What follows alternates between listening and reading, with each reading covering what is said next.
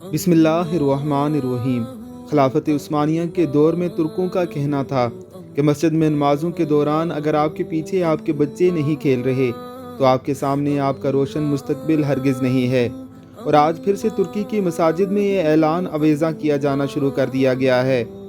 मसाजिद में बोर्ड लगे होते हैं जिन पर कुछ यूँ सतरें रकम होती हैं।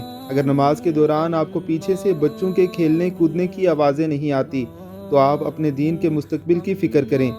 इसके बरखिलाफ़ हमारी कोशिश होती है कि बच्चों को मस्जिद से दूर रखा जाए ताकि हम सुकून से नमाज पढ़ सकें। याद रखें कि आज के बच्चे कल के जवान होते हैं। अगर आज मसाजिद में बच्चे नहीं तो कल मसाजिद में जवान नहीं होंगे, और इसके ज़िम्मेदार सिर्फ़ और सिर्फ वही लोग होंगे जो बच्चों को मसाजिद से निकाल बाहर करते हैं, जो बच्चों को पिछली सफ़ों में खड़ा करके उनके वालिदैन को बच्चों की शरारतों के हवाले से शर्मिंदा करते हैं और इसे मस्जिद की तौहीन गर्दानते हैं। अल्लाह ऐसे लोगों से हमें अपनी पनाह में रखे। आमीन सुम आमीन।